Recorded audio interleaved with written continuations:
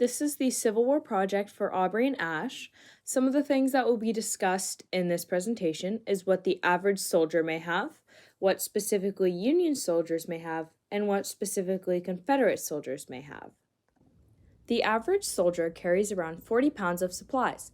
This includes a cartridge box, cap box, bayonet, scabbard, a haversack, a canteen, a blanket roll or knapsack with a wool blanket, a poncho, extra socks, writing paper, stamps, envelopes, ink, a pen, a razor, a toothbrush, a comb, and other personal items.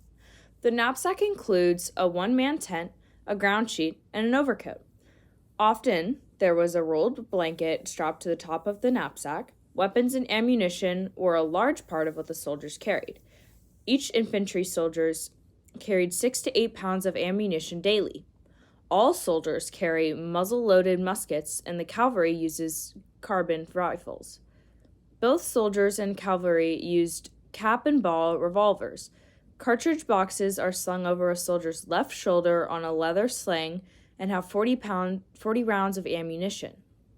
In addition to this, the cap pouch hung on the belt and contained brass caps used to fire weapons. In addition to weapons, soldiers had to carry around their food. Haversacks were used to carry rations. Soldiers were issued 3 days of cooked rations or 3 days of rations they cooked themselves. The food inside the haversack includes bacon, pork, salt, jerky, sugar, coffee, tea, hardtack, vegetables, rice, and scraps of past meals. The different types of food were separated by bags. Haversacks were also a carrier for personal items such as writing kits and deck of cards, although they could not fit many items inside. Those were all things that just about every soldier had. Let's move on to what specifically the Union had. The only thing most people know about Union uniforms is that they were traditionally blue. While all this is true, there are many other interesting things about the uniforms. Union uniforms were made up of many different parts. There were the undergarments, which included drawers, a shirt, and socks. Many of these items were only provided to soldiers once a year and wore out very quickly. As an alternative to this, a majority of soldiers brought parts of uniforms from home. Soldiers were also given trousers, ankle-high leather shoes known as brogans, a sack coat, and a forage cap. The sack coat, though considered outdated in modern fashion, was cheap and durable, making them a favorite of soldiers. Despite only being used for field duty, it was required for soldiers to have at least one of the top buttons buttoned on their sack coats, or they were put at risk of being fined.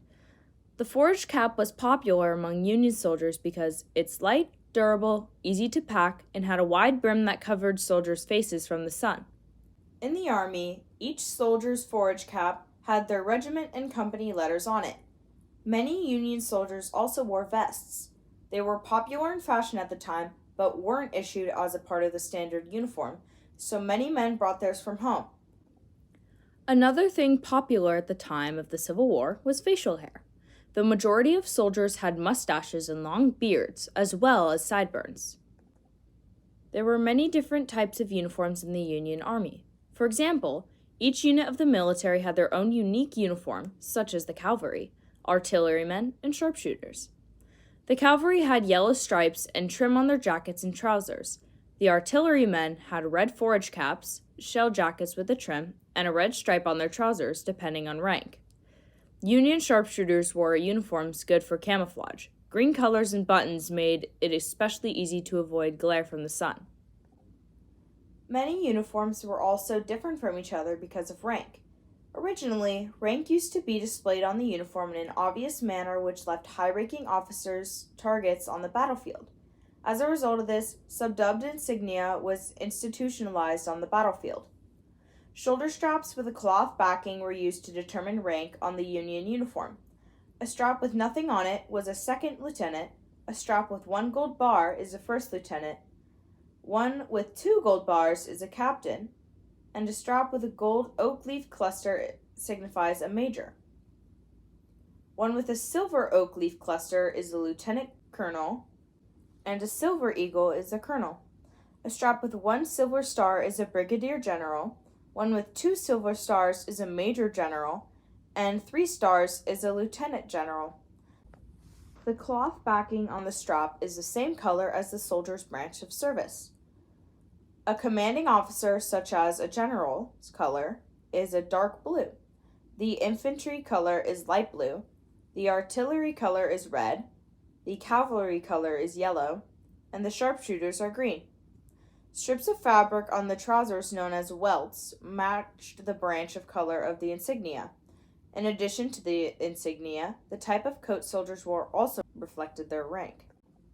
Junior officers wore a 9-button single-breasted coat. Field officers, such as majors, lieutenants, and colonels, wore a double-breasted coat with 7 rows of buttons. Generals wore double-breasted coats with 8 rows of buttons in groups of 2. And major generals wore double-breasted coats with 9 buttons in rows of 3. Silver braids on the coat also signified rank, with an additional layer of braid for a different rank. Every part of the Union uniform is full of interesting purpose and rich history, proving that it's just more than an everyday part of history. Moving on to the Confederate uniforms, despite being similar to the Union uniform, the Confederate Army's uniform has many differences that make it truly unique. The Confederate uniform is made up of a shell jacket, trousers, brogans, and a kepi, or slouch hat. Unlike the Union uniform, the Confederate Army did not wear forage caps, but instead a different type of cap known as a kepi. Shoes in the Confederate Army were poor quality and hard to acquire. Similar to the Union Army, however, the Confederate Army also had their own specific color, which was gray. Although, as a result of time and excessive war, the gray faded into a light brown, earning the Confederate soldiers the nickname butternut. Confederate uniforms were made out of cotton, an obvious fact considering that the South's main cash crop during the time period was cotton. Due to the fact that there were significantly less factories and textile mills in the South, the uniforms were very poor quality compared to the North. Clothes and shoes wore out quickly, which caused men to bring their own from home. Additionally, the lack of factories and funds led to a lack of supplies. This meant that Confederate soldiers carried only around 30 to 40 pounds of materials, much less than their Union counterparts. The Confederate Army tried to be different than the North when putting rank on their uniform. The 18th century was full of brightly colored and highly decorated uniforms. The Civil War marketed the turning point towards muted colors and more subtle insignia. Unlike the Union Army, the Confederates' insignia system was more like the British system of rank. Their rank, instead of a shoulder strap, was worn on the collar. 1 stripe on the collar was a second lieutenant, 2 stripes on the collar meant a first lieutenant, and 3 stripes signified a captain.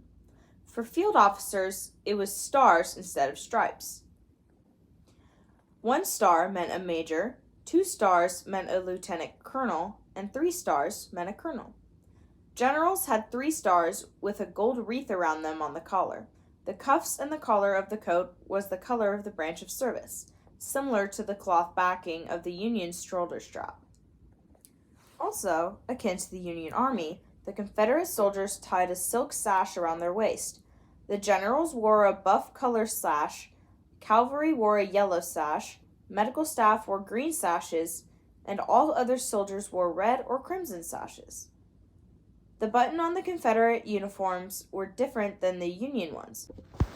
Generals wore gilt buttons with an eagle in the center surrounded by stars, and all other soldiers wore plain gilt buttons with a block letter of their service branch. Confederate officers wore double-breasted coats with 7 rows of buttons, and generals had 8 rows of buttons. Officers also wore sleeve braids to distinguish rank. 1 layer of braid signifies a lieutenant, 2 layers of braids represent a captain, and 3 layers of braids are for field officers, and 4 layers of braids were generals. The insignia braid that is on the uniform sleeves is also on the soldier's kepi. Stripes down the trousers also signified rank.